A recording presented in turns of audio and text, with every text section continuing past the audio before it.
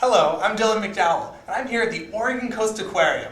On part one of this segment, we talked about the external features and adaptations of sharks.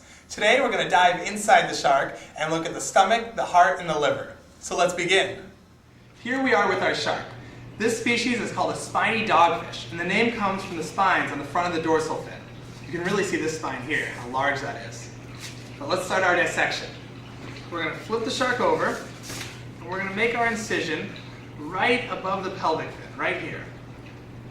So, without further ado, let's begin.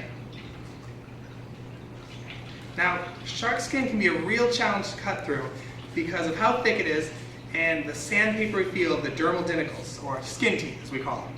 But we're doing okay. Now, what we're starting to see are the intestines, and actually, what are we starting to see right here? It looks as if this dogfish was preparing to have babies. These are baby spiny dogfish sitting in here. If you want to zoom in on that camera so people can see. Now, spiny dogfish have the longest gestation period of any animal in the world at almost 2 years in length. Gestation period just being how long the babies spend inside the mom. That is so cool. They were getting pretty close to come out. And there's another one poking his head out there, you can see. We're going to open it up and maybe we'll find some more.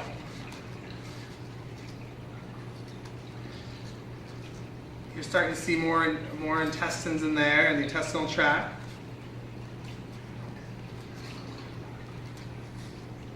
We're just going to keep cutting towards the head.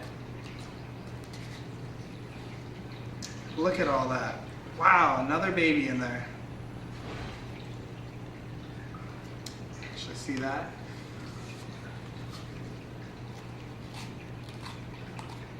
Now we're getting very close to the stomach here, which is, the gold of dissections. And here it is. Now, some things that we might find in the stomach of a spiny dogfish, we have over in this bucket right here. Small fish like capelin, that's a common one. Also herring. It's a nice fatty fish that really helps the diet. Another animal we might find is the squid. Now, squids have a beak inside or in between all their arms, and this beak is usually left over in the stomach, so we'll look for that when we open it up. But, any more babies in here? Oh, there's actually some of the eggs right there. That is so cool. You can see all pushed in there. But we're going to open up the stomach and see what we find.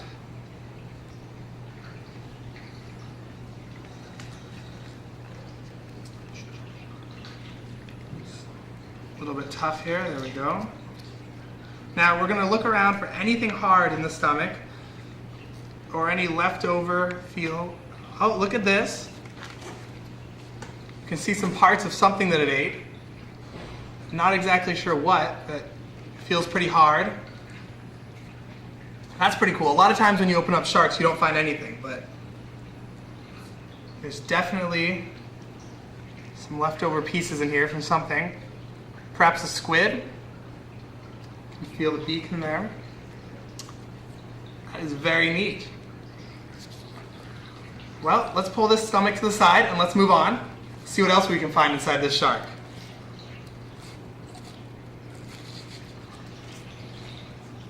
Now you might be wondering what these huge things sticking out inside the body are. This is actually the liver. So the liver of the shark stores carbs and fats, but most importantly oils. And the liver is what keeps the shark from floating to the bottom of the ocean. And we can see this, actually I can prove it for you, that the oils float. So if we put this liver in the water, voila, it floats. And that is how sharks keep from sinking to the bottom of the ocean. But if you want to come back over here, we took out the liver, and so we're actually going to go a little bit farther up, and we are going to find the heart. If we crack through this part here, open this up, look at that. The heart, which is connected to the gills.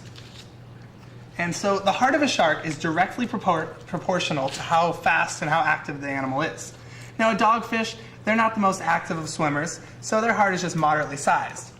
But if you took something like a mako shark, who can swim up to speeds of 30 plus miles an hour, their heart is going to be significantly larger.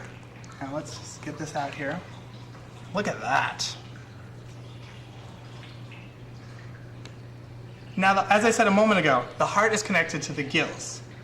You might have noticed we didn't find any lungs in this animal. That's because a shark, being a fish, it doesn't have lungs. Their breathing is done through gills. And it's actually a myth about sharks that all sharks have to keep swimming to breathe. Some sharks, including our spiny dogfish, have special holes on the top of their head that are used for pulling in water and pushing it over their gills to breathe. With over 450 species of sharks, there's an amazing amount of diversity. Yet, when most people picture sharks, they think of the giant jaws like the one that I'm standing in. In reality, you'd have to live over 2 million years ago to worry about a shark this big. The truth is, 80% of sharks don't get over 6 feet long, and 50% of sharks don't get over 3 feet long. While some sharks can be dangerous, the majority aren't. In 2008, there was a mere 59 unprovoked shark attacks worldwide. You're more likely to get struck by lightning or killed by a vending machine than be attacked by a shark. Hopefully from today you've learned a lot about sharks and you think they're as cool as I do. Thanks for listening. I'm Dylan McDowell, and be sure to come visit me here at the Oregon Coast Aquarium.